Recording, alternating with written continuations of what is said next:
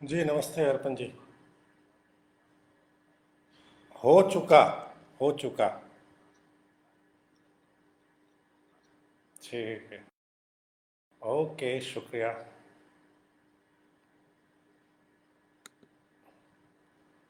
Okay दोस्तों, अर्पण कुमार जी का बहुत बहुत शुक्रिया कि उन्होंने हमारे आदरणीय स्वर्गीय मनोहर श्याम जोशी को याद करने का मौका दिया मुझे।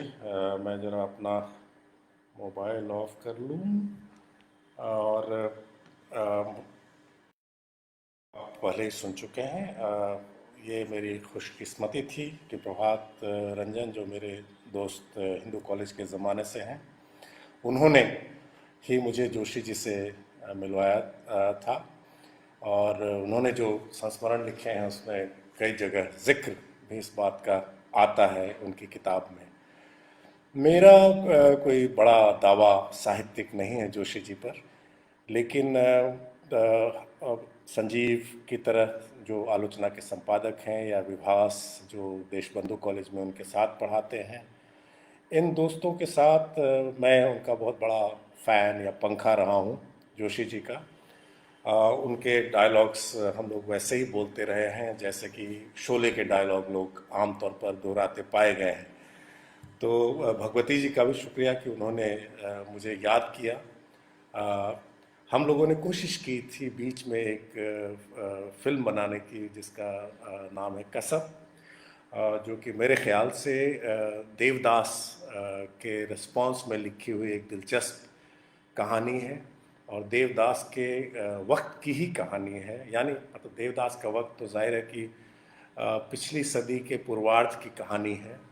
और 30s में पहली बार फिल्म बनी थी उस पर, लेकिन उस पर कई फिल्में बनती रहीं बार बार, इसलिए हमको कहना पड़ेगा कि देवदास का वक्त इतनी जल्दी ख़त्म नहीं हो गया था। और किसी भाषा तक महदूद नहीं है देवदास की कहानी। एक प्रणय कथा, एक प्रेम कथा जो लोगों को बहुत भाती थी एक ज़माने में। ये दीगर बात है कि जोशी जी ने भी अपने उपन्यास को लिखकर उसी तरह से उस पारंपरिक देवदासी कथा को के साथ काफ़ी छेड़छाड़ की, काफ़ी उसके साथ उलट पुलट किया, उसका तहस नहस एक तरह से कर दिया। ऐसा मुझे लगा जब मैंने उस उपन्यास को पढ़ा।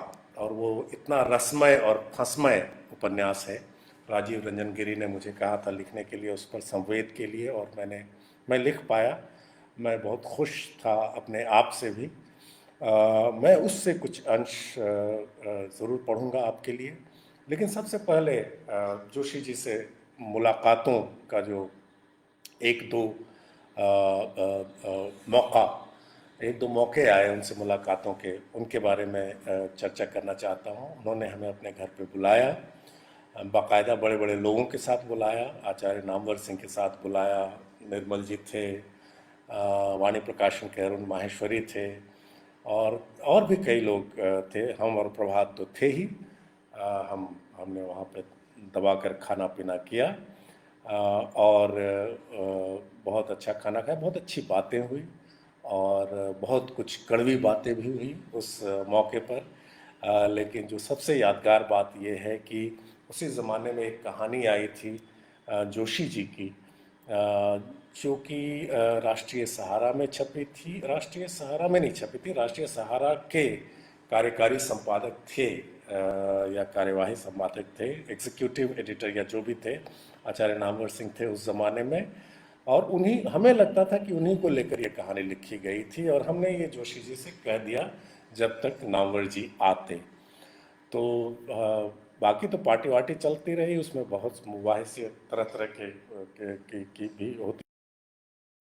लेकिन ये चर्चा भी आई कि कैसे प्रकाशक लेखकों को उनका श्रेय नहीं देते हैं, या उनको वो जो डिज़र्व करते हैं वो सब नहीं देते हैं। इस पर भी घनघोर चर्चा हुई। निर्मल जी ने, स्वर्गीय निर्मल जी ने बहुत तल्खी के साथ अपने ख्यालों का इजहार किया इस पर।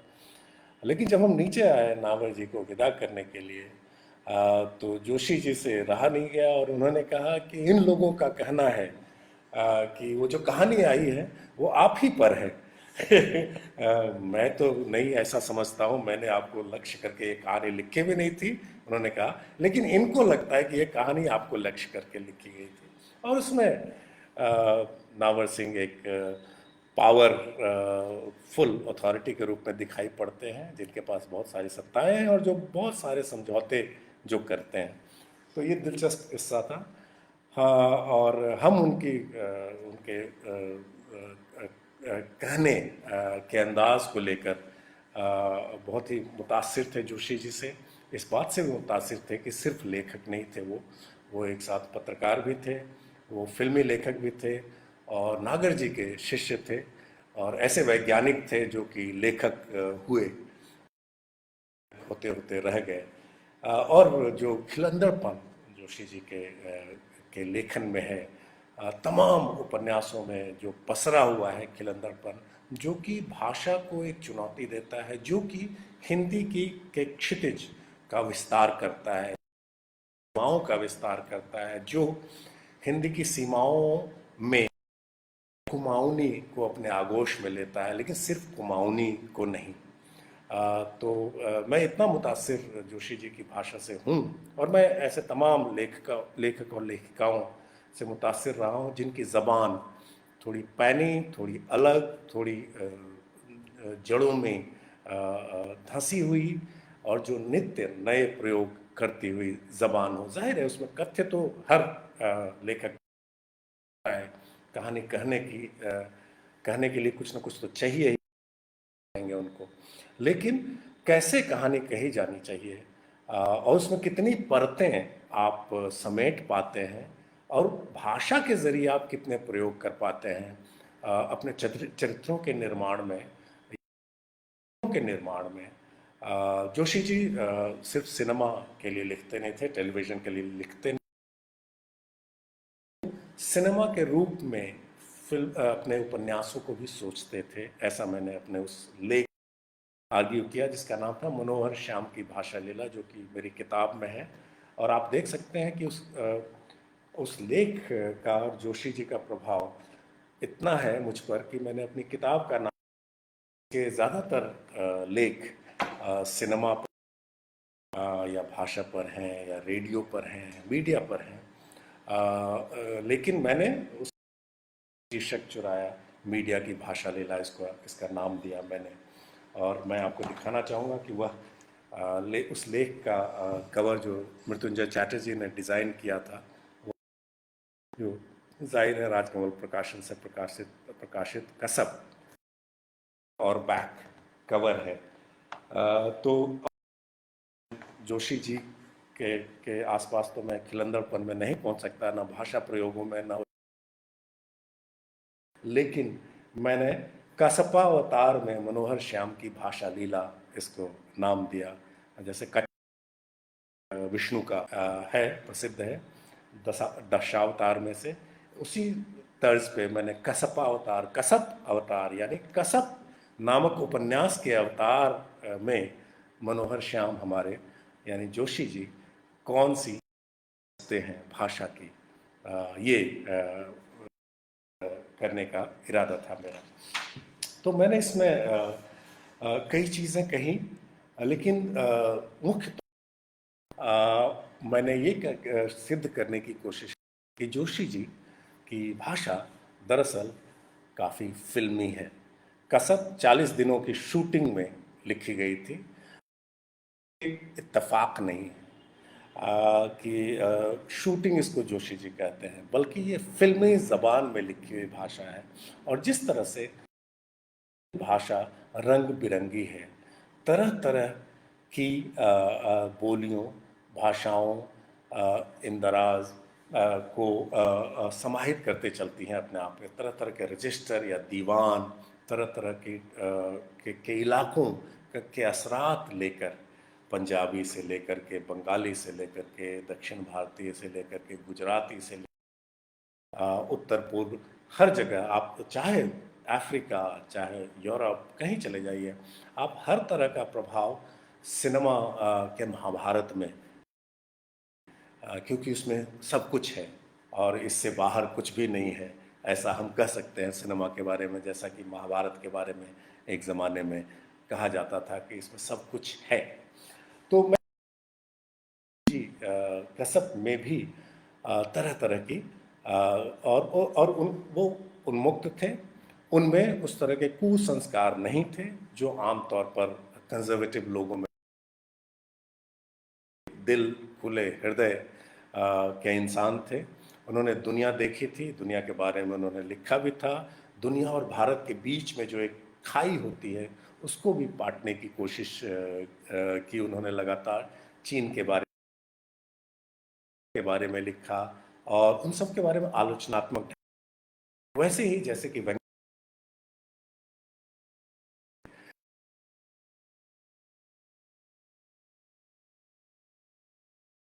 जो अद्भुत इंटरव्यू लिया था और जिसे याददाश्त से उन्होंने रिक्रिएट किया था, उसकी पुनर्रचना की थी, क्योंकि वह इंटरव्यू कहीं खो गया था चंडीगढ़ जाकर, जिस ज़माने में आचार्य द्विवेदी वहाँ थे।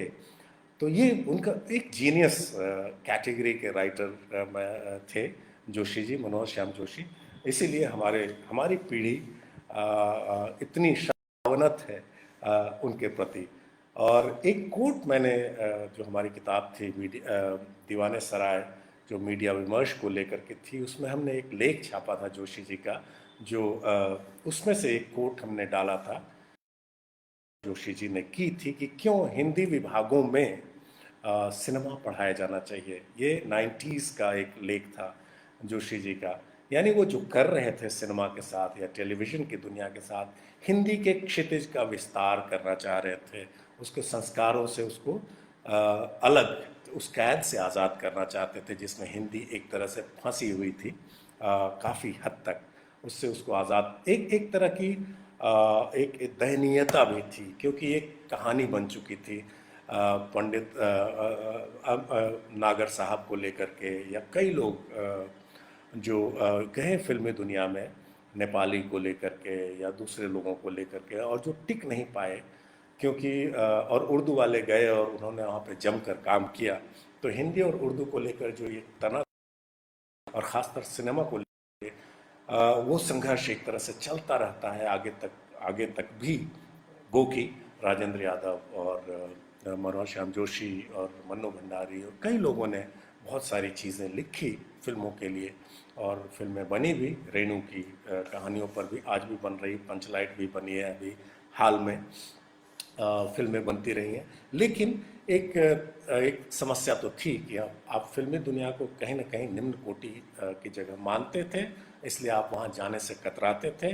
फिल्मी साहित्य को निम्न कोटि का साहित्य, अगर आप आचार्य किशोर साहू की आत्मकथा जो राजकमल से आई है उसको पढ़ें, तो उसमें ऐसे कितने ही प्रसंग मिलेंगे आपको जहाँ किशोर साहू उसी संघर्ष से मुखातिब हैं, उसी संघर्ष को आगे बढ़ा रहे हैं। जोशी जी उसी जो किशोर साहू उस जमाने में संघर्ष कर रहे हैं। यानी जिससे साहिर भी मुखातिब थे, साहिर लुधियानवी, जिनकी इज्जत उनके साहित्यिक दायरों में कम हो जाती, वो जुड़े हुए थे सिनेमा से और सिनेमा के लिए लेखन कर रहे थे। तो ये संघर्ष, और जिस तरह से जोशी जी और राही मासूम रज़ा 1990 के दशक में हिंदी विभागों से और उर्दू विभागों से, अलीगढ़ मुस्लिम यूनिवर्सिटी से उदाहरण के तौर पर राही मासूम रज़ा ये अपील कर रहे थे कि सिनेमा को पढ़ाया जाना चाहिए। अब तो सिनेमा हर जगह मौजूद है, हर जगह पढ़ाया जा रहा है, और हमें इसलिए भी कृतज्ञ होना चाहिए जोशी जी के प्रति, क्योंकि इन्होंने उस दयनीयता की स्थिति से आत्मदया के भाव से निकलकर हिंदी सिनेमा को गले लगाने का आग्रह हम लोगों से किया, और हम वो कर रहे हैं। कम से कम रिसर्च के लेवल पर तो ज़रूर कर रहे हैं। अभी हमारे बहुत सारे साथी वहाँ पर हिंदी की दुनिया से जाकर वहाँ पर लेखन भी कर रहे हैं। वरुण को देख लीजिए, राजशेखर को देख लीजिए, कई सारे लोग हैं जो वहाँ पर, अविनाश को देख लीजिए, कई लोग ये लोग वहाँ जाकर लेखन कर रहे हैं और बढ़िया काम कर रहे हैं, डायरेक्टर भी हो रहे हैं। बहरहाल, तो मैं उस लेख जो हमने जोशी जी का था, मास मीडिया और साहित्य, जो दीवाने सराय में छपा था, उससे मैं एक कोट देना चाहूँगा इसी बात की अनुशंसा में जो मैं अभी तक कह रहा था। हमारी बिरादरी यानी लेखकीय बिरादरी को यह तर्क स्वीकार नहीं हुआ कि लेखक बुद्धिजीवी होने के साथ साथ शिल्पी भी है और उसे अपने शिल्प का जनता के ज्ञानवर्धन और मनोरंजन के लिए उपयोग करने में कोई राइटर एज आर्टिजन शिल्प या भाषा की बात करना ही इंटेलेक्चुअलता की कमी का प्रमाण हमारी बिरादरी में माना जाता रहा है। एक गोष्ठी में मैंने जब शिल्प और भाषा की बात उठाई तो एक जनवादी युवक लेखक ने मुझे याद दिलाया कि शिल्प तो मोची को भी आता है और रिझाना रंडी भी जानती है। यह है कि शिल्प को घटिया ठहराने वाला यह तेवर कहीं मनुवादी तो नहीं। जोशी जी, यहाँ से मैं अपना लेख शुरू करता हूँ। मैंने एक और कोट, और ये कोट उद्धरण जोशी जी वो भी दिया यहाँ पर। बदमाशी, बदमाशी नहीं, बदमाशी का सही अनुवाद लीला होगा इस संदर्भ में, और ये कसब से। बदमाशी का सही अनुवाद लीला होगा इस संदर्भ में, यद्यपि सुधी जनों को इस अनुवाद से किंचित आध्यात्मिक कष्ट हो सकता है। बदमाशी और लीला, लीला जो आध्यात्मिक तौर पर महिमा मंडित है, बदमाशी जो कि कॉलोनियल रिकॉर्ड्स में बदमाशों का क्रिमिनल के लिए इस्तेमाल होने वाला शब्द है। बदमाशों का पर्याय जो क्रिमिनल होते थे उनके लिए इस्तेमाल होने वाला शब्द है बदमाशी, लीला। तो मैं भाषा लीला जब कहता हूँ तो उसमें ये खिलंदड़पन काफ़ी गंभीर हो जाता है, यानी संस्कार बंधनों को तोड़ने की जो कोशिश हमारे लेखकों ने लगातार की वो बड़ा दिलचस्प है और जोशी जी उसमें अग्रणी है। तो मैं पहले तो छोटी सी बात एक शुरू से पढ़ दूं कि मुझे जिस समय उनको एक अवार्ड मिला था तो उसका मैं जिक्र कर रहा हूं, वहीं से मैंने शुरू किया था यह लेख। बहुत पहले ही यह बात उनकी बनने तक स्वयं सिद्ध हो चली थी कि जोशी जी के शिल्प का अनूठापन उसके खिलंदड़पन में है। शायद यह भी कि उनके कृतित्व की शैली उनके बृहत्तर केली प्रिय, क्रीड़ा प्रिय व्यक्तित्व का ही उपसमुच्चय है। जो भी एक आध बार उनसे मिलने जुलने या उनको सुनने का मौका मिला, उसके आधार पर ऐसा अनुमान लगाता हूं। आप यह भी कह सकते हैं कि मैं उल्टी गंगा बहा रहा हूं, अपने एक निहायत चहेते लेखक की शख्सियत में वह तलाश रहा हूं जो मुझे उनकी रचनाओं से हासिल हुआ है। पर यहां एक रियलिटी टीवी जैसे प्रसंग का उल्लेख शायद उतना बेमानी न होगा। जिस दिन उन्हें साहित्य अकादमी पुरस्कार मिलने की घोषणा हुई थी, उस दिन मैं चैनल बदलते हुए S1 पर ठिठक गया, क्योंकि साक्षात जोशी जी एंकर के रस्मी सवालों का अनमना सा जवाब देते हुए फोन इन करने वाले तोड़ रहे थे। जाहिरा तौर पर मौका खुशनुमा होने के साथ साथ साहित्यिक होने के चलते गंभीर था, और वह भी यथासंभव संजीदा दिखने की कोशिश कर रहे थे जोशी जी, स्पष्टतः सायास। तभी मुंबई से जावेद अख्तर का फोन आया, मुबारकबाद लिया, शुक्रिया वगैरह अदा किया और छूटते ही बोले, अरे साहब आजकल तो आपके दिल्ली ही नहीं चलता। ठीक है आपने पीना छोड़ दिया है, पर हम तो अभी भी कभी कभार पी लेते हैं। जावेद अख्तर से कह रहे हैं, मिल लिया कीजिए, आप नहीं तो हम ही थोड़ी पी लेंगे हैं आपके मिलने के बहाने।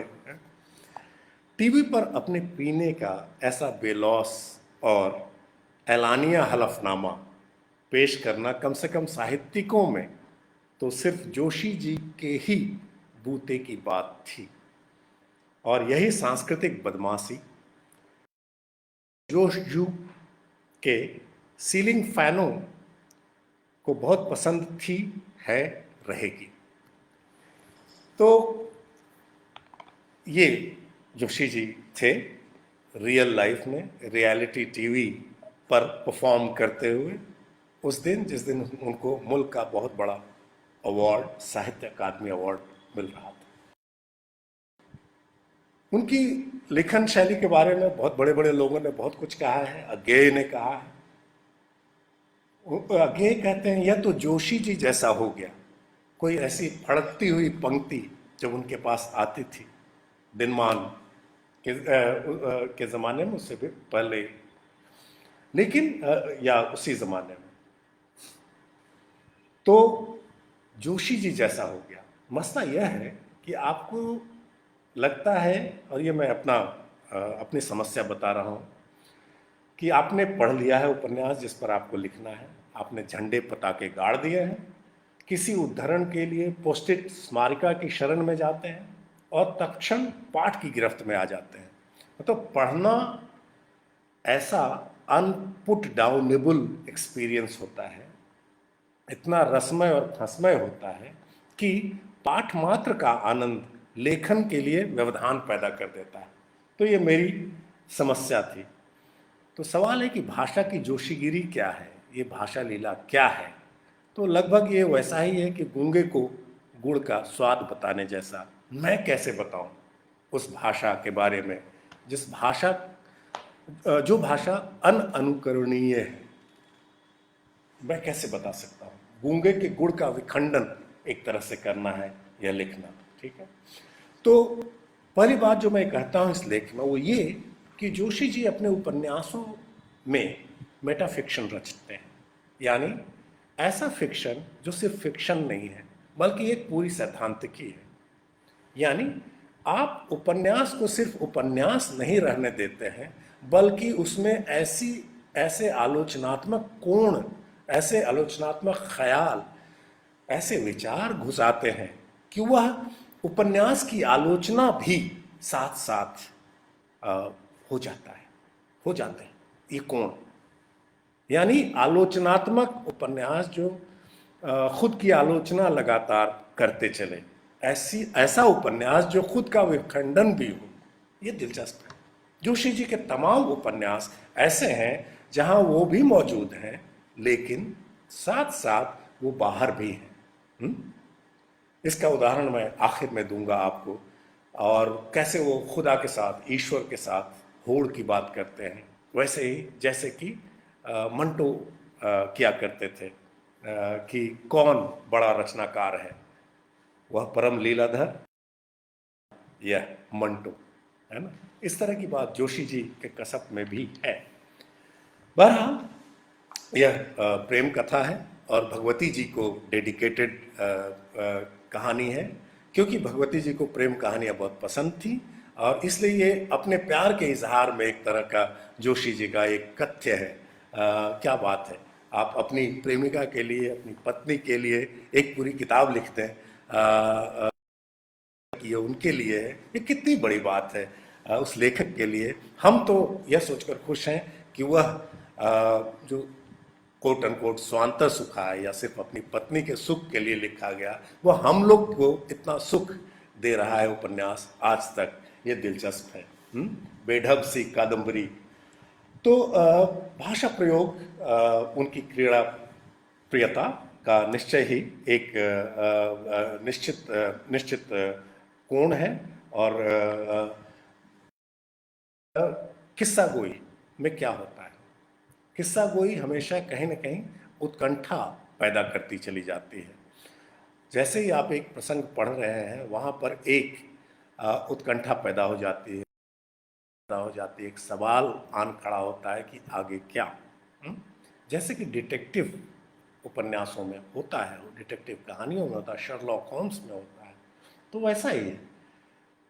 लेकिन जोशी जी आपसे उम्मीद करते हैं कि आपको थोड़ा बहुत पढ़ा लिखा होना चाहिए, बहुपठित न भी हो लेकिन अल्प पठित, आपको पठित जरूर होना चाहिए। तो पिछला पैराग्राफ इनका आगे की किसी उक्ति से संबंध जोड़कर कई बार नया उक्ति वैचित्र्य पैदा करती है।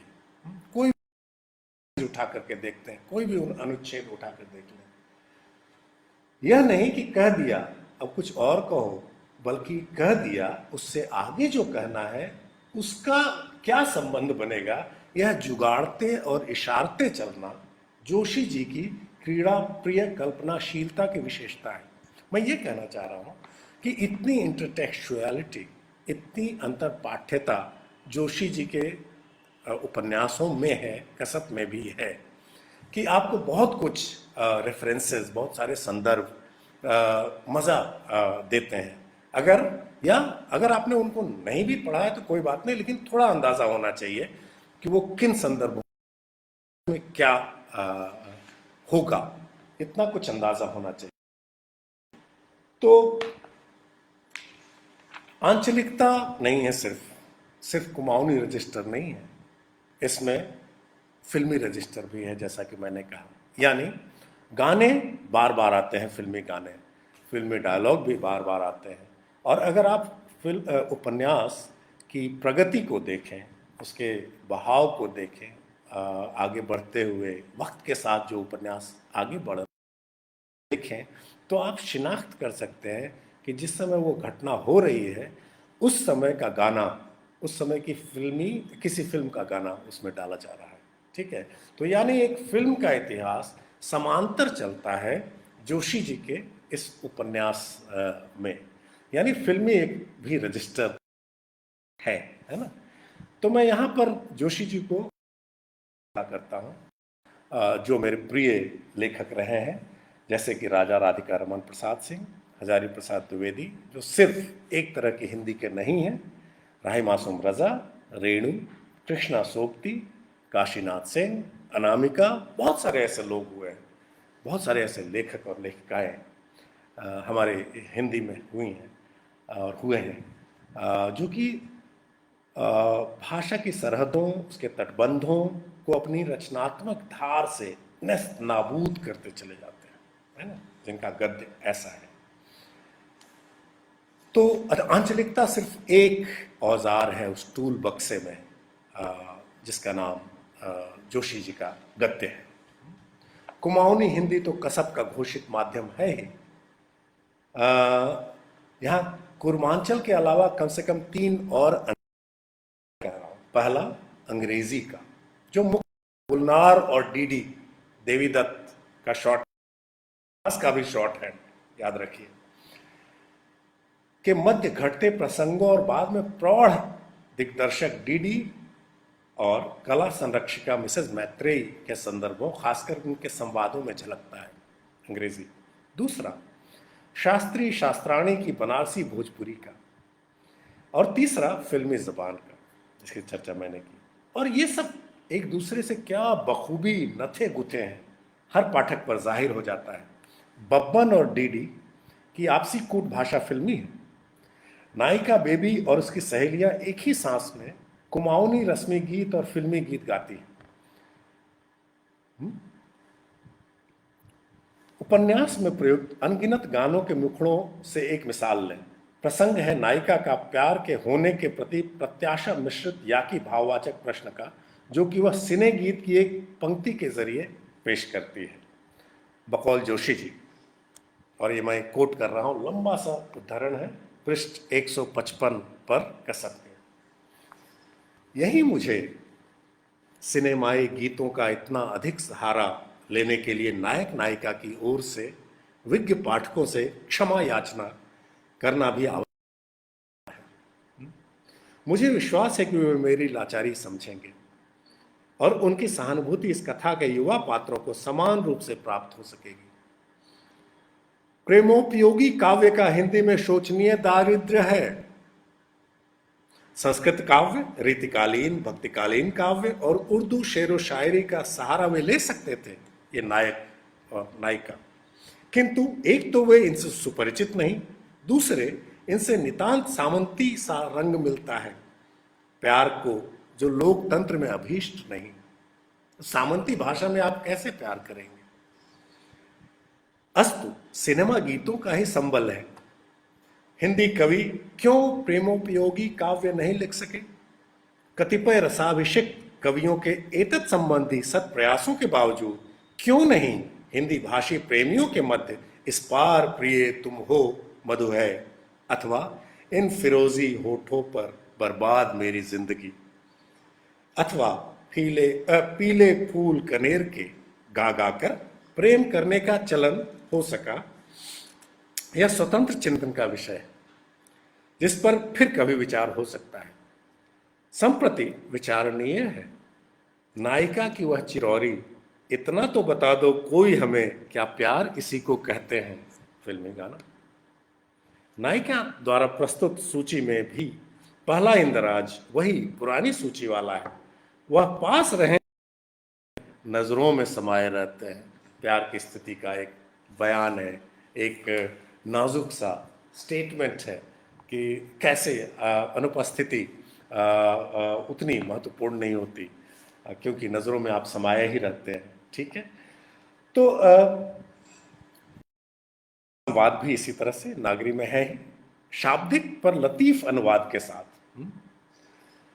एक बिंदु के बाद जब पाठक मान चुके हैं कि गुलनार डीडी की बातचीत का माध्यम अंग्रेजी ही है और जोशी जी उनके लिए अंग्रेजी झाड़ना बंद कर देते हैं, तब भी हिंदी संवादों में अंग्रेजी बयानी, वाक्य विन्यास, मुहावरे और जुमले, यानी जोशी जी इस तरह की हिंदी इन चरित्रों के लिए लिख रहे हैं गोया वो उनकी अंग्रेजी का घटिया अनुवाद कर रहे हो, लेकिन उनकी भाषा में वह भी इतना रसीला हो जाता है वह अनुवाद। लेकिन पाठक को यह एहसास होता है कि दरअसल ये वाक्य अंग्रेजी का वाक्य है जिसे वे जोशी जी की हिंदी में सुन रहे हैं। ये दिलचस्प। रही बात शास्त्रीय बनारसी के इस्तेमाल की, तो वह पूरा सिलसिला ही मारक है। याद कीजिए कि शास्त्री जी बनारसी भोजपुरी में कब फूटते हैं? तब जब वह बेबी की जिद के आगे विह्वल और निरुपाय हो। पति पत्नी हताश हैं, रुसवाई के एहसास में निहायत तन्हा, और दूसरों की शुद्ध हिंदी की वर्तनी सुधारने वाले प्रकांड भाषा पंडित शास्त्री जी ऐसी असाधारण स्थिति में कार्तिकेयक ईजा नहीं, कार्तिकेयक महतारी से पूछा चाहते हैं कि अब करें तो क्या करें। महतारी बोलने लगते हैं, ईजा नहीं बोलते। निज भाषा से उनका अपना संबंध बिगड़ गया है। लगता है अधिकार भाषा पर जाता रहा है, पर विह्वल क्षणों में अटपटी पर भाषा का आह्वान सुकून तो क्या देगा। उल्टे यही विशिष्ट संबोधन जोशी जी के हाथों कठिन कठोर कटाक्ष और शास्त्री जी की जवानी के इतिहास, सांस्कृतिक यानी जिए हुए भूगोल, रोमांस या उसकी शून्यता, ज्ञान, विराग, कूप मंडूकपन, इम्प्रैक्टिकलता, एक शब्द में संस्कारबद्धता का ऐसा विशद और बेमुरवत नक्शा खींचा जाता है कि निरपेक्ष पाठक भी त्राहि त्राहि कर उठे।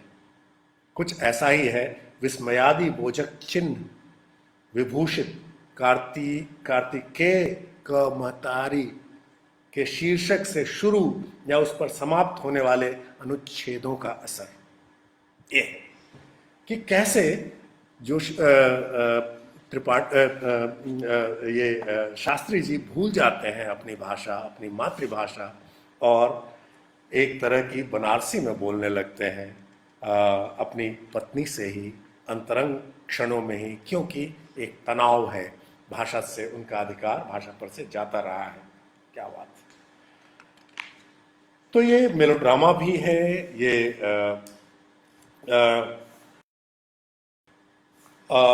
इजहार, ये प्रेम को लेकर के जिस तरह के का काव्य लिखा गया है हिंदी में, उससे भी झगड़ा है। जिस तरह के उपन्यास लिखे गए हैं हिंदी में, उससे भी एक तरह का संवाद है, आलोचनात्मक संवाद है जोशी जी का, और एक तरह से अतिक्रमण है उन संस्कारी सीमाओं का जो कि प्रदत्त है, जो कि विरासत में जोशी जी को मिली है ना। जैसे कि एक कॉन्टेक्स्ट है, एक संदर्भ है। डीडी जाहिर है अपने वक्त की पैदाइश है, लेकिन बिल्कुल देवदासाना। लेकिन नायिका जो है वो बिल्कुल ही अलग है।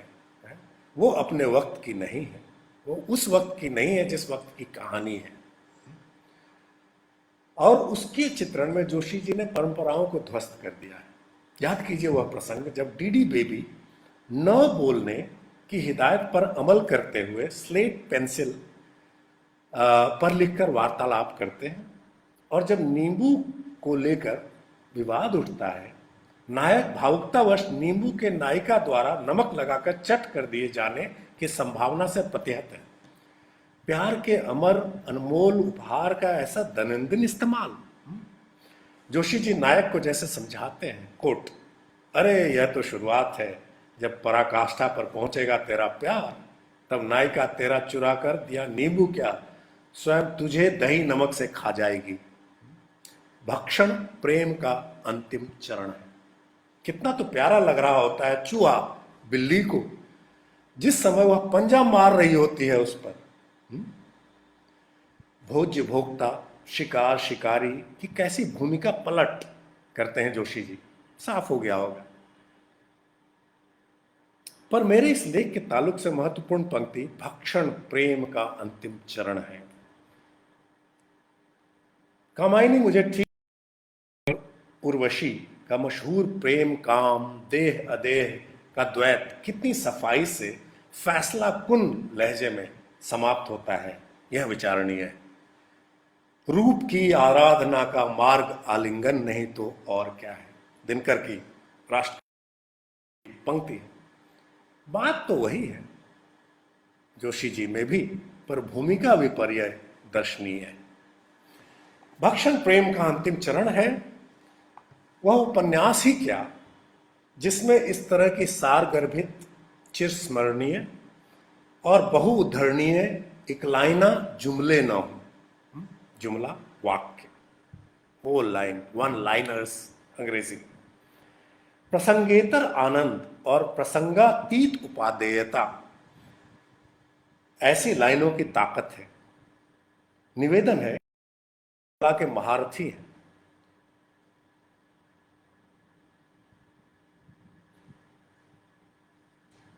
आइए देखें उनकी कुछ चुभती हुई पंक्तियां जिन्हें आप श्रद्धानुसार जुमले, फिक्रे या सूक्तियां कह सकते हैं। मैं कुछ लाइनें पढ़ता हूं उनसे। कसब से, जिंदगी की घास खोदने में जुटे हुए हम सब, जिंदगी की घास खोदने में जुटे हुए हम सब कभी चौंक कर घास, घाम और खुरपा तीनों भुला देते हैं तो प्यार का जन्म होता है। ट्विटर का ज़माना यही है, छोटे छोटे जुमले का ज़माना है। वैसे ही ट्वीट्स लोकप्रिय होते हैं जिसमें मारक पंक्तियां साधी जाती हैं। एक उपन्यासकार को ऐसी बहुत सारी मारक पंक्तियां लिखनी होती हैं, तभी हम उसको याद रखते हैं, तभी हम उसको शोले के डायलॉग की तरह बार बार दोहराते हैं। बहरहाल असंभव के आयाम में ही होता है प्यार रूपी व्यायाम। ये सिर्फ दक्षिण एशिया का लेखक ही लिख सकता है कि प्यार इतना असंभव है कि उसके आयाम में ही प्यार का व्यायाम होता है। आगे, प्रेम कालजयी होने का एक दुस्साहसी पर कुल मिलाकर दयनीय कर्म है। मानव कितना भी कैसा भी यत्न कर ले, काल हमेशा से प्रेम जयी रहा है। मुझे याद आते हैं Roland Barthes, the lover's discourse. Roland Barthes कहते हैं उसमें, फ्रांसीसी दार्शनिक और बहुत बड़े भाषाविद, रोलां बार्थ्स कहते हैं कि इंसान जब प्रेम करता है तो वो ये मानता है कि उसका प्रेम अनोखा है। ऐसा प्रेम तो इतिहास में किसी ने किया ही नहीं होगा। दूसरी बात ये वो ये भी इंसान मानता है या मानती है महिला जो प्रेम कर रही होती है कि वह अमर है, उसकी मौत नहीं हो सकती है ना। लैला मजनू और शीरी फरहाद, इस तरह के माइथोलॉजीज जितने बने हैं, और पूरी दुनिया में इस तरह के माइथोलॉजीज हैं, सिर्फ साउथ एशिया में नहीं है, सिर्फ दक्षिण एशिया में नहीं है। काल हमेशा से प्रेम जयी रहता है, जमीन पर लाते हैं।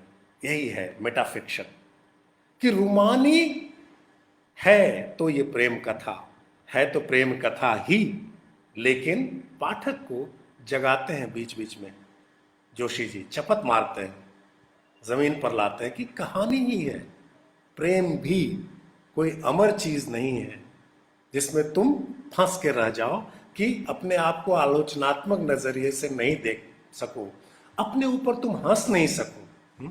अगर तुम्हारा प्रेम टॉयलेट में शुरू हो रहा है, जो कि बेबी और डीडी का हो सकता है, तो फिर कितने हास्यास्पद हो तुम और तुम्हारा प्रेम। ये जोशी जी कहते हैं ना, प्यार होने के लिए न विपुल समय चाहिए, न कोई स्थूल आलंबन, उसके लिए कुछ चाहिए तो आक्रांत हो सकने की क्षमता। अगर आप प्यार करने के लिए तैयार हैं तो आप प्यार कर सकते हैं, कभी भी, कहीं भी। प्यार वह भार है जिससे मानस पोत जहाज जीवन सागर में संतुलित गर्वोन्नत तिर पाता है। क्या बात है, अलग अलग परिभाषाएं प्यार की। हमें प्रीतिकर नहीं होते जिन पर हम हंस सके, क्या बात है, जो हमें हंसा सके। हमें कॉमेडियंस इतने अच्छे क्यों लगते हैं, इतने जो परफॉर्मर्स हैं, जो यूट्यूबर्स हैं, इतने लोग जो पैदा हो रहे हैं, नए नए सितारे रोज की संख्या में, जो हास्य व्यंग्य का सहारा लेकर हमारी जिंदगी को जीने लायक बनाते हैं, वो हमें प्रीतिकर इसीलिए लगते हैं क्योंकि वो हास्य पैदा करते हैं। क्या बात है। बेबी बैडमिंटन में हीरोइन जिला स्तर की चैंपियन है। यह बात अलग है कि इस जिले में बैडमिंटन स्तरीय नहीं हीरोइन है, सिर्फ उसकी बड़ाई नहीं करते हैं जोशी जी। विफल दाम्पत्य संवादहीनता को जन्म देता है। अगर आप बात नहीं कर पाते हैं आपस में तो दाम्पत्य विफल है कहीं ना कहीं। सफल दाम्पत्य संवाद की अनावश्यकता को, क्या बात है, और अगर सफल है तो भी क्या कबीराना बात, कबीर की तरह बोल रहे हैं जोशी जी आप, उलटबासी। क्या मौन ही विवाह की चरम परिणति है, जहां वो विफलता और सफलता दोनों से ऊपर उठ जाए। क्या बात, ये मैं कह रहा हूं, आखिरी लाइन उन्होंने नहीं कही, सवाल पूछा है उन्होंने।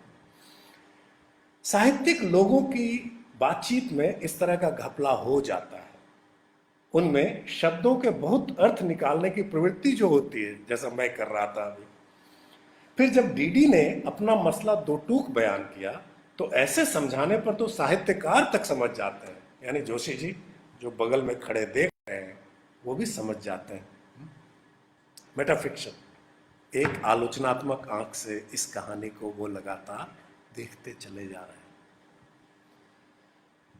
अस्मिता का प्रश्न शेष रह जाता है। क्या बात, सारी लड़ाइयां खत्म हो जाती है, जिंदा रह जाता है। क्या बात, सल्यूट जोशी जी। जो शेष रह जाता है कहीं उतनी ही अस्मिता तो नहीं। क्या बात, अस्मिता प्याज के छिलके की तरह है। आप उसको, ये मैं कह रहा हूं वो नहीं, आप उसको छीलते जाइए एक और परत, वैसी ही रंग में, बू में, वही एसेंस में, सार में जो शेष रह जाता है कहीं उतनी ही अस्मिता तो नहीं। क्या हुआ, अस्मिता सिट्ठी है, यानी उसका री इन्वेंशन भी लगातार होता चला जाता है, लगातार आविष्कार होता चला जाता है। आप बहाना ढूंढते हैं अस्मिता को नवीकृत करने का, नया बनाने का। देख लीजिए हमारे चारों तरफ यही हो रहा है। आगे वर्षों वर्षों बैठा रहूंगा इसी तरह इस गाड़ी में जिसका नाम आकांक्षा है। आकांक्षा एक गाड़ी है, इसमें मैं बैठा हूं।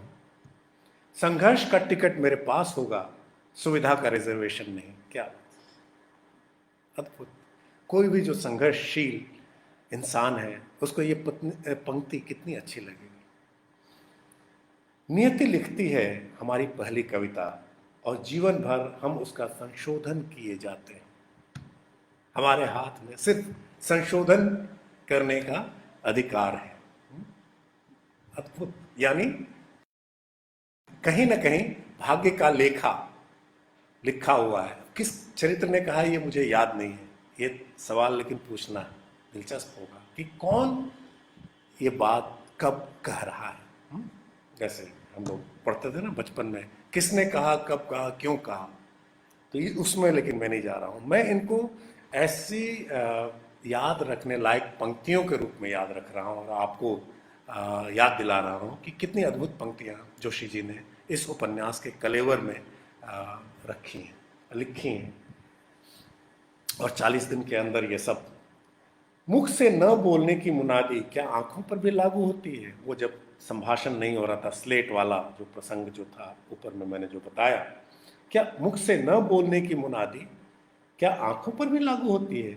इन लाउड स्पीकर आंखों पर? क्या बात। राय मासूम रजा ने एक जगह लिखा है जो कि मुझे लगता है कि काफ़ी भारतीय रूपक है। किसी प्रेमिका, आधा गांव में किसी प्रेमिका की आंखों के बारे में उन्होंने लिखा है कि पता नहीं कितनी आंखों का डुबाव हो, कितने हाथियों का डुबाव होगा उसकी आंखों में। इतनी गहरी आंखें हैं उसकी। जोशी जी लाउड स्पीकर आंखें कहते हैं, आंखें जो इतना बोलती हैं कि लाउड स्पीकर है, नॉइज पैदा करती हैं आंखें खामोश रहकर। अद्भुत। भीतर जाती है कि नहीं? ठुलदा सुर्खियों में चीखते हैं। क्या बात। हमारे अखबार कितना चीखते हैं, हमारे टेलीविजन चैनल कितना चीखते हैं, कितने टिकर चलाते हैं, इधर देखो, इधर सुनो, मैं ये कह रहा हूं। इतना चीखते हैं कि हम उनको म्यूट कर देना चाहते हैं, हम चैनल बदल लेते हैं। लेकिन ठुलदा सुर्खियों में चीखते हैं। ठुलदा विलनस कैरेक्टर है, विलन है, लेकिन चीखते हैं बहुत जोर से, असर्ट करते हैं, इतना जोर से बोलते हैं, मर्दानगी है उनकी आवाज में, पेट्रियार्की की आवाज। सुर्खियों में चीखते हैं, हेडलाइंस में बोलते हैं ठुलदा। अपने वर्तमान पर लानत भेजने का युवाओं को वैसा ही अधिकार है जैसा मेरे जैसे वृद्धों को अतीत की स्मृति में भावुक होने।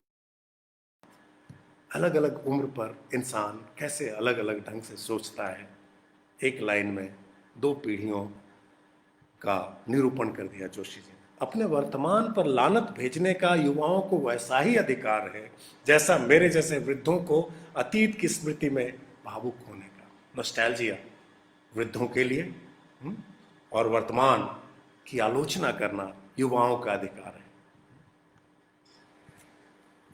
यौवन गुलनार का बीत चुका है, लेकिन वह उसे साग्रह बनाए हुए कोशिश कर रही है कि यौवन को लोच दिया जाए, उसको खींचा जाए, आगे बढ़ाया जाए, उम्र के साथ उसको मेंटेन रखा जाए। यौवन गुलनार का बीत चुका है, लेकिन वह उसे साग्रह बनाए हुए है। इसलिए उसके संदर्भ में यौवन भार मंथरा, संस्कृत से एक एक्सप्रेशन लेते हैं, एक उक्ति लेते हैं, उसके संदर्भ में यौवन भार मंथरा विशेषण का प्रयोग करते हुए मेरी लेखनी हिचकती नहीं। अद्भुत जोशी, क्या बात। लेते तो हैं, लेकिन उसको पुनर्संदर्भित करते हैं और अपने पाठकों को बताते हैं कि मैं क्यों पुनर्संदर्भित कर रहा हूं। मैं खेल रहा हूं उस विरासत से जो संस्कृत, जिसका नाम संस्कृत है। कैसे विधाता के विनोदी स्वभाव का परिचय देने के लिए यह पर्याप्त नहीं कि उसने मल निष्कासन और काम क्रीड़ा के लिए अलग अलग अंग बनाना अस्वाभाविक समझा। रेटोरिकल सवाल है, लेकिन कितना सारगर्भित सवाल है। जो लोग दोनों को पाक और नापाक, शुद्ध मतलब जिसको शुचिता और शौच अशौच की जो बाइनरी लोग क्रिएट करते हैं, उसको एक लाइन में, एक इशारे में जोशी जी ध्वस्त कर देते हैं। मनोविज्ञान, समाजशास्त्र, सामाजिक प्राणीशास्त्र, यह सब औसत सत्य के शास्त्र हैं। क्या बात, क्या बात। एक लेखक, साहित्यकार, जो सिर्फ साहित्यकार नहीं, कहीं मनोविज्ञान, समाजशास्त्र, सामाजिक प्राणी शास्त्र, यह सब औसत एंथ्रोपोलॉजी मेरे ख्याल से, यह सब सोशल एंथ्रोपोलॉजी, यह सब औसत एवरेज ट्रूथ नहीं है। इनका औसत सदा दूसरों पर लागू होता है।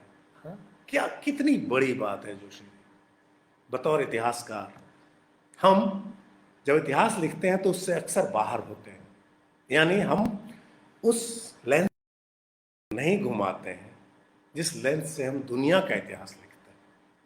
हमारी सब्जेक्टिविटी कभी भी प्रश्नांकित नहीं होती है, हम पर सवालिया निशान हम नहीं उठाते, हम खुद नहीं उठाते। यही बात कर रहे हैं जोशी जी। इन शास्त्रों का औसत सदा दूसरों पर लागू होता है। हम सब अपनी दृष्टि में अनुपम हैं, जबकि हम अनुपम हैं। ठीक है, औसत ये सब शास्त्र बताते हैं। तो ये सब जोशी जी के भाषाई तर्कश में तरह तरह के जो नुकीले तीर हैं, गंभीर घाव करने वाले, बिल्कुल बिहारी के दोहों की तरह। मैं बस आखिरी एक दो चीज़ें कह देना चाहता हूँ क्योंकि बहुत लंबा हो गया है।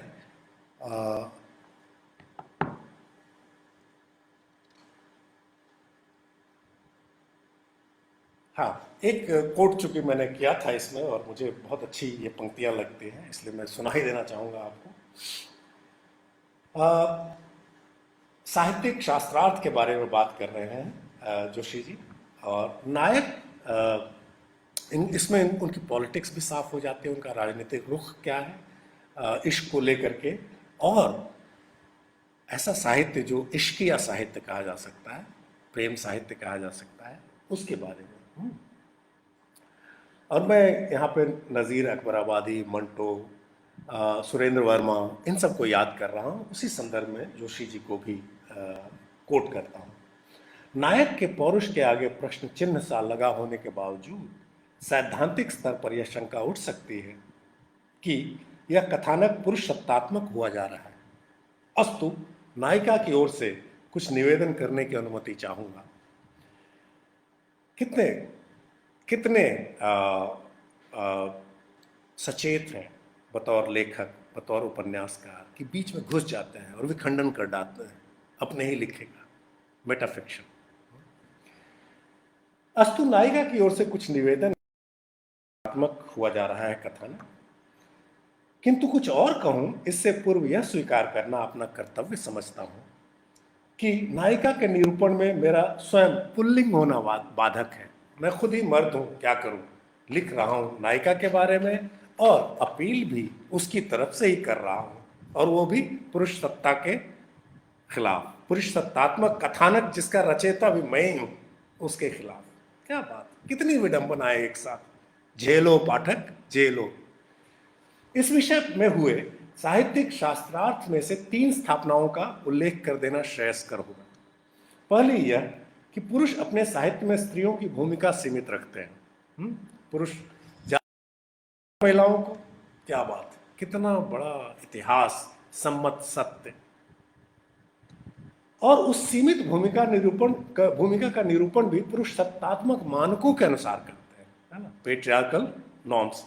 महिलाओं के लिए लक्ष्मण रेखा खींच दी जाती है उन भूमिकाओं में जो पुरुष सिरजते हैं उनके लिए अपनी कथाओं में। दूसरी यह कि हिंदी कथाकार नारी को पूज्या मानते हैं। दूसरा मॉडल यह है, कभी पुष्प गंधाक्षत और मंत्रोच्चार से, और कभी लात घूंसे और गाली गलौज से। इस तरह से नारियों की पूजा करते आए हैं पुरुष साहित्यकार। अतएव उस सामान्य नारी का निरूपण करना उनके लिए असंभव है जो न चंडी है न रंडी। तीसरा मॉडल कि हिंदी लेखक का सहवास का अनुभव इतना सीमित और दरिद्र होता है कि अपने में यही अनंत आश्चर्य का विषय है कि नारी पर लिखने के लिए उसका कलम भी कैसे उठ पाता है। जानते ही पुरुष संबंधों के बारे में, अंतरंग संबंधों के बारे में पुरुष तो ज्यादा, तो कैसे लिख पाए। इस तरह के सवाल उठाते हैं जोशी जी, और जोशी जी इसी तरह के चित्रण भी करते हैं कई प्रसंगों में, और रियल लाइफ से लिए हुए प्रसंगों को जोड़ते हैं। अगर आपने रघुवीर सहाय पर लिखे हुए उनके संस्मरण को पढ़ा है और उसको इस उपन्यास से जोड़कर देखें अगर आप, तो आपको पता चलेगा कि उन्होंने कहाँ से ये तजुर्बा उठाया, जो कि क्रूशियल मोमेंट है इस कहानी में, डीडी और बेबी के मिलने और बिछुड़ने का एक साथ, है ना। मैं अब आखिरी एक कोट देना चाहता हूँ, लगभग 1 घंटा होने जा रहा है। ये इसलिए कि मैं वापस उस बात पर आना चाहता हूँ कि फिल्मी लेखन कैसे होता है। ये होल्डॉल पर एक दूसरे से पीठ टिकाए हुए बैठे हुए हैं, मौन व्रताधारी हैं, बोल नहीं रहे हैं, स्लेट संभाषणरत है, नायक और नायिका। याद कीजिए, जिसमें बात नींबू भक्षण से शुरू होकर होठ भक्षण तक की ओर जाती है, और जब नायिका ने लगभग काट दिया है उसका निचला होठ, नायक अनुभव कर रहा है कि निहारिकाओं के मध्य जो झंझावात है उसी की सहानुभूति में झंकृत हो उठा है मेरा समस्त स्नायु तंत्र। एक दूसरे को टोहते टटोलते इन दो को जो एक हो जाना चाहते हैं, किसी बात की सुध नहीं है, किंतु मैं आशंकित देख सा रहा हूं इस कक्ष के द्वार को जिस पर यह गंदा सा पर्दा पड़ा है। आप कैमरे को देखिए जो इन शब्दों से दिखाई दे रहा है। कैमरा कहां कहां घूम रहा है, कहीं कोई इन्हें देख न ले। अक्सर डिटेक्टिव स्टोरीज में होता है कि कोई देख रहा है कहीं से, कोई चीज है जो गुप्त है, वहां कुछ घटना होने वाली, और कोई नहीं देख रहा है। इस तथ्य से आश्वस्त होने के बाद भी मैं अपनी आश्वस्त मुद्रा पर खुद हंसता हूं। उसने तो देखा ही होगा, और कितनी तो ईर्ष्या है उसके मन में अपनी ही माया से। भगवान खुदा। अधिक भौतिक धरातल पर यह कि इस कमरे के बाहर से कोई आ रहे हैं, उनकी आहट पाते ही ये दोनों एक दूसरे से अलग हुए। गुड़िया देखकर सक पकाई, उसके पीछे से आती पड़ोस की लड़कियां मुस्कुराई। पूछा गुड़िया ने स्वयं लजाकर, ये क्या हो रहा है? गणित सीख रही हूं, कह रही है नायिका स्लेट दिखाकर, और हंस रही है। गुड़िया और लड़कियां पढ़ रही हैं गणित का विचित्र सा सवाल। चखा नहीं तो कैसे मालूम? क्या बात। आखिरी जो जहां से मैं खत्म कर देता हूं यह लेख, और यहीं पर मैं अपनी बातचीत भी खत्म कर दूंगा, क्योंकि इससे बेहतर मैं बोल नहीं सकता, इसलिए मैं इसको पढ़ देता हूं। अब आप ही देख लीजिए साहब कि फिल्म की पूरी रिहर्सल हो चुकी है या नहीं। चुम्बन वगैरह के दृश्य से ही बोल्ड शुरुआत है, जो आजकल तो सेंसर वाले भी पास कर ही देते हैं। बस अपना कैमरा उठाइए और शूट कर लीजिए फिल्म को। वो इतना ख्याल रहे कि इस दृश्यावली में लेखक भी मौजूद है अपनी तमाम भाव भंगिमाओं के साथ, सो दूसरा कैमरा उस पर भी होगा। कैमरे में अगर कैद नहीं हो सकती तो वह निराकार आंख जो ईश्वर की है, जिसको लेखक दिग्दर्शक जोशी जी पूरी स्क्रिप्ट के दौरान यथासंभव जलाते भुनाते और जला कटा सुनाते रहते हैं। पर हिंदी सिनेमा में तो अदृश्य को दृश्यमान करने के लिए पार्श्व संगीत का युक्ति संगत विधान है ही। लिहाजा आप आकाशवाणी करा दें कि खुदा भी आसमां पे से जब जमी पर देखता होगा। तो यह है जोशी जी का फन, उनकी खुदी की बुलंदी, जिसका एक ट्रेलर ही मैं यहां पेश कर पाया हूं। अपनी सर्जना शक्ति के बूते जो ईश्वर तक को मसखरा साबित कर देता है, जो मंटो की तरह यह सोचने का साहस करता है कि हम दोनों में बड़ा कथाकार कौन है, प्रश्न या कि वादी है, वह परम लीलाकार या कि यह बदमाश जोशी। बहुत बहुत धन्यवाद। उम्मीद करता हूँ होगा और आप कसक जाकर पढ़ेंगे। बहुत बहुत धन्यवाद। जनसुलभ पुस्तकालय आपको भी बहुत बहुत शुक्रिया।